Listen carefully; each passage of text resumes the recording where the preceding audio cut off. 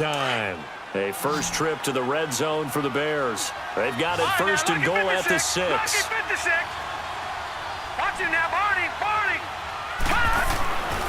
On first and goal, Howard. And he'll get blown up behind the line of scrimmage. Back at the 6. It's a loss of a yard there, and now second down. Well, it's been the air game that's taken them down on this drive before they finally turned around and handed it off on the last play. And now they're looking for the big boys to get him in the end zone. Couldn't do it there. It'll be interesting to see. Offensive lines had to pass block a lot on this drive. Will they be able to revert and fire out and create some space in the run game? Second and goal from the 6 this time.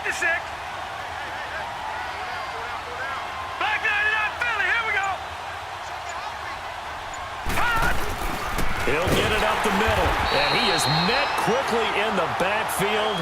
Down he goes, folded like a lawn chair. It'll be a loss of a full 3 yards there, and it also brings up third down. They've been stuffed twice here for losses. Now it's third and goal.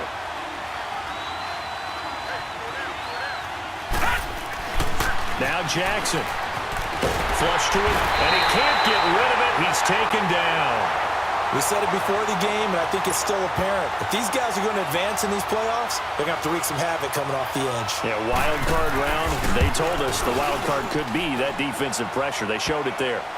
So 3 drives now for this offense, and that field goal gives them their first 3 points. So if you're an offensive coordinator and you're averaging a point a drive, you're in the wrong line of work, aren't you? You got to find a way to unlock the key to these defenses and put some big points on the board. That'll be taken in the end zone.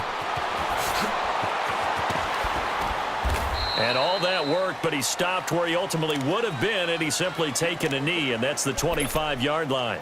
Now this offensive unit ready to see what they can do here. That last drive, it was a good mix. Run, pass, defense on their toes. And what really helps out in a big way is when you're doing the run-pass mix and everything's working, that means that they're guessing wrong every time on defense. They think you're going to pass when you run and vice versa. I would continue that, and when they finally draw a bead on you, maybe you mix it up a little bit, a little play action, and throw the ball. And will they maintain that balance? Time to find out. Ball on the 30. They'll come up with a 2nd and 5. To throw on second down, Larson. Looking left side, and it's complete. And out across midfield down to the 45. That one goes for 24 yards. And, boy, they had high praise for this rookie receiver when we asked the coaches about him, didn't they? They certainly did, and obviously they liked his measurables. Otherwise, they wouldn't have brought him onto the team. Height, weight, speed, all of that. But how about what they really said? Competitiveness. That's what they really liked about him. The way he goes after the football, competes for it, and decides when it's in the air, it's his and only his. And he's got this down to the 35. 11 more yards that go around, a first down as well. Clock running, under 4 to play now as they come up on 1st and 10. A handoff to Fournette. No dice this go around. He's hit behind the line and taken down. That's going to go as a loss of a yard, and it'll be 2nd down. Well, we just saw a great example of what we talked about with his coach prior to the game. He's definitely one of the better linebackers at reading a play and flowing to make the stop before it turns into something big. Looking to throw on 2nd down. Larson being chased out left. And this time not quite to the 30. It'll be down at the 31-yard line. He'll wind up getting 4 there on his own, but it will leave him now with a 3rd down situation.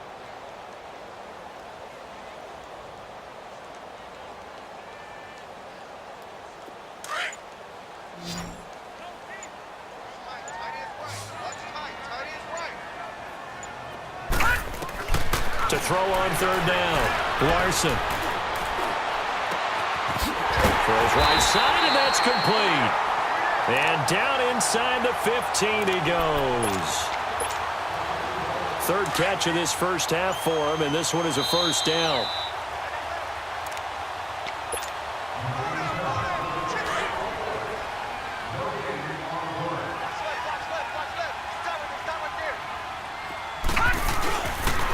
The pitch to Fournette. And effective running here. He'll take it down inside the 10. It's a 6-yard pickup, and it gets him to 2nd and 4. And when you get good yardage like that on first down, it really does a whole lot of good for your entire offense. But I love the way he's finishing those runs. At the end of things, he's making sure he gets just a little bit extra. Now Leonard Fournette, and they'll be driven back here, losing yardage to the 10-yard line. Now the Bears electing to call a timeout defensively, as they'll talk it over here before what will be an important 3rd down.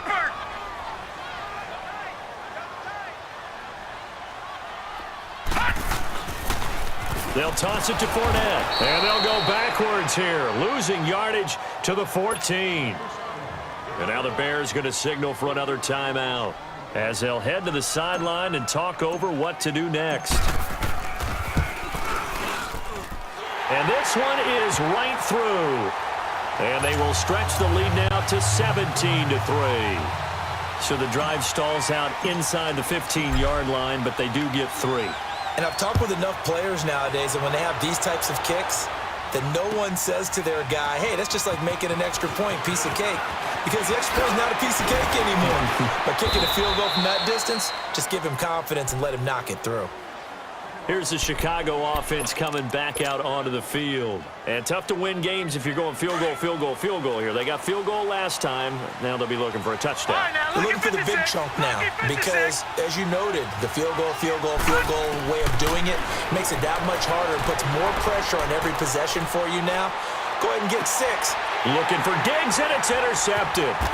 Picked up by Jesse Bates. And they get the football. They'll set up shop at their own 49-yard line. Well, that's a drive killer right there. Not a really confident throw either. This one was kind of up for grabs, and it's going to come down the hands of the wrong team. Throwing on first down. Larson. And now he'll tuck it and run. And he'll get it down to the 47 here. He'll wind up getting right about 4 there on the scramble, and it's 2nd down. Well, he did a nice job keeping his eyes downfield, waiting for someone to get open. But once the pressure forced his eyes down to see the rush, it was time to make a break for it. To throw on 2nd down, Larson. Into heavy traffic, and it's intercepted. Picked off near the 32. And a penalty flag down as he gets only about a yard. And let's listen in on the call. So that one will be accepted. All right, now, lucky 56. Lucky 56. Gone. They'll throw on first down with Jackson. He's going to look deep down the field. And it pops free. The collision there jarred the ball loose and brings up 2nd down. Well, partner, they're not content to run this one out as we head towards the half, trying to hit a big chunk play right there and add to their score. Yeah, this is a confident group. At the very least, they're thinking field goal. Yeah, and I don't blame them one bit. I don't think you sit on the ball going into the half when you have a chance to put some more points on the board. Jackson now. Looking for Diggs, and it's intercepted. Picked up by Jesse Bates. And a potential turning point as they'll get the football in very good field position late in this first half.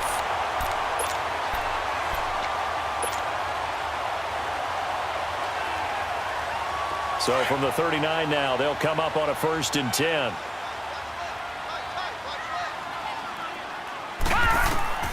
On 1st and 10, Larson. Open man right side is Ingram. Takes this to the 32, maybe the 31, defensively rallying to the ball after the nice move.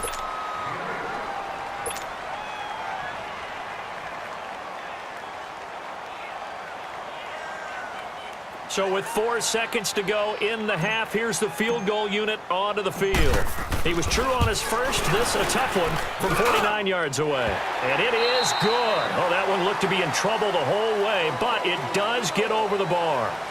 So we come upon halftime here in this NFC wildcard matchup, as we'll send you eastward to Orlando. Standing by with that EA Sports halftime report now is Jonathan Coachman. Take it away, Coach. Out is the kickoff unit as they run up and send this one away.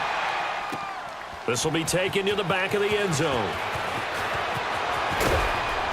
And in hindsight, probably should have stayed where he was, as he'll only get back to the 16-yard line. So here's the Bears offense now as they get set to start this third quarter. They have the ball here for the inaugural drive of the second half. Pretty big deficit, though. We'll see what adjustments were made in that locker room. And I never want to make something more important than it actually is, right? I don't want to create more hype than what is there. But this is I'm doing it, though. This is a really important drive. And we often talk about teams scripting plays to start a game. A lot of them script to start the second half, too. And they're scripting something that they expect to get them into the end zone and back into this game. We'll see if that script is a good one for them. Jackson now on 2nd and 10. He's going to wind up and air it out. And that is caught one-handed. Oh, my, he pulled it in. A huge play there for Chicago. 53 yards. Detroit!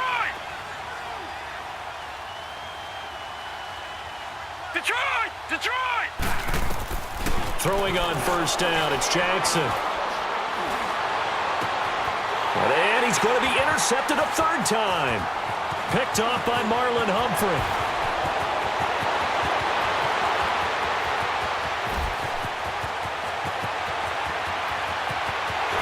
And he will take this one home. It's a touchdown.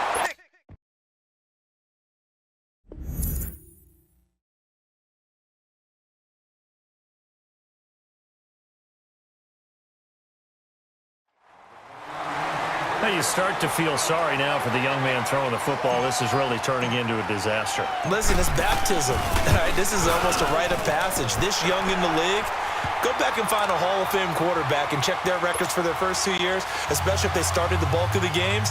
I'll bet you'll find double-digit interceptions on just about every one of them. They have to learn as they go along. So they throw the pick six. They'll get another shot at it now as this one's in the air. This will be taken to the back of the end zone.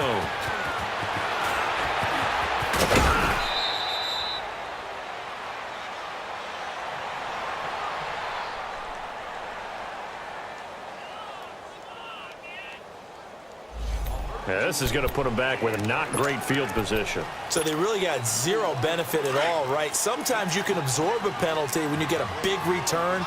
Then the penalty brings it back, but you still have great field position. As you pointed out, not in this case. He'll drop to throw. Oh, he dropped it.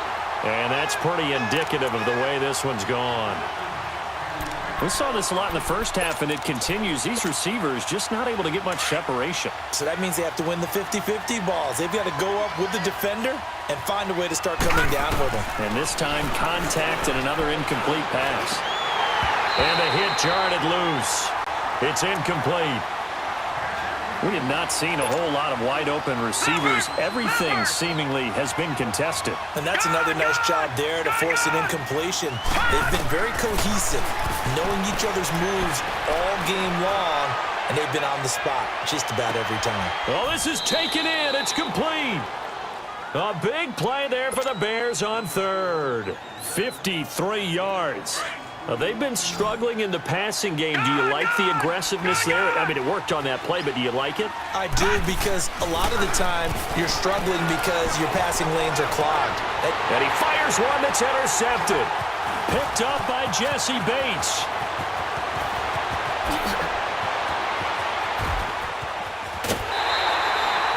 And that gives him now 3 interceptions in the game. Well, someone's locked into what they're trying to get done in the